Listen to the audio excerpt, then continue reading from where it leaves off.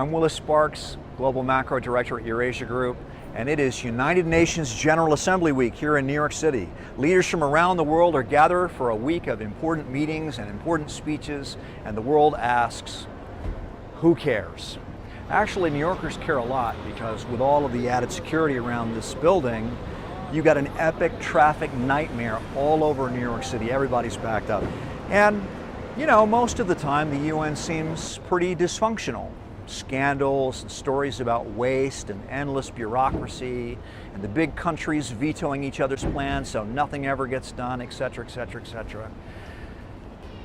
It's easy to be cynical, but the reality is that there are agencies of the United Nations that are doing some really important work in helping people who really need it.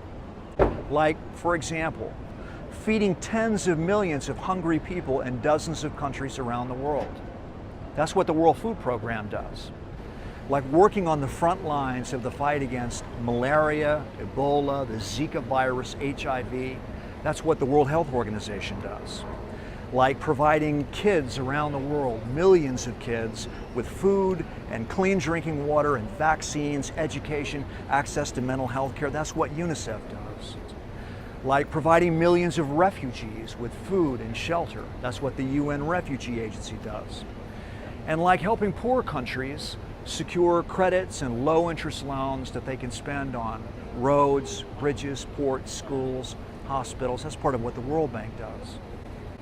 These are all United Nations agencies. They're doing important work that the world needs done. So here's the thing.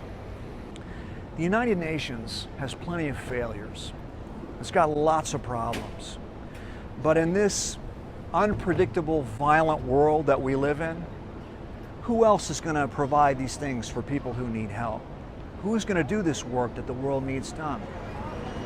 Something to think about while you're stuck in traffic.